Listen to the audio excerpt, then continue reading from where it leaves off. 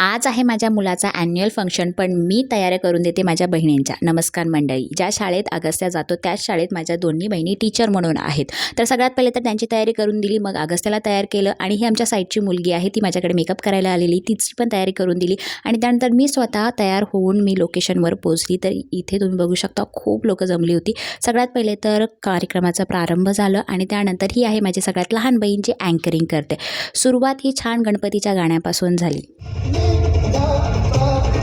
गणपतीचं गाणं झालं आणि दुसराच गाणी माझ्या अगस्त्याचं होतं.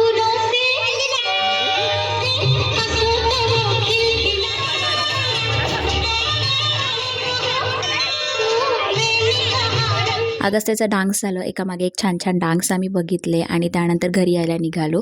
घरी येता वेळेस आम्ही शेवपुरी खाल्ली. आम्ही पूर्ण गॅदरिंग नाही बघितली, कारण घरी ना छोटो एकटाच होता आणि तो खूप रडत होता, त्याला घरामध्ये कोणीच दिसत नव्हतं आणि माझी दीदी पण ॲन्युअल फंक्शनमध्ये आहे, तर मग घरी यावं लागलं. तर घरी येता वेळेस ना मटण आणलं होतं, कारण पूर्ण मार्गशीर्ष महिना मुलांनी काहीच नॉनव्हेज नव्हतं खाल्लेलं आणि त्यांना खायचं होतं.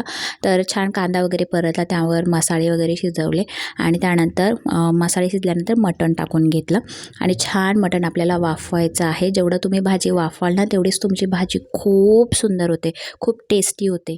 तर मी 15-20 मिनटं तरी भाजी वाफवली. त्यानंतर भाजीमध्ये कांदा, खोबरा, कोथिंबीरीचं वाटण टाकलं आणि वाटण पण छान शिजवायचं आहे. तेल सोडेपर्यंत भाजी शिजवली ना भाजी खूप छान. सगळ्यात पहिले तर मुलांना जेवायला दिलं. बाहेर गेलेले, त्याने मला सांगितलं की तू जेवून घे, तर मी पण इथे जेवायला बसली होती. Bye bye.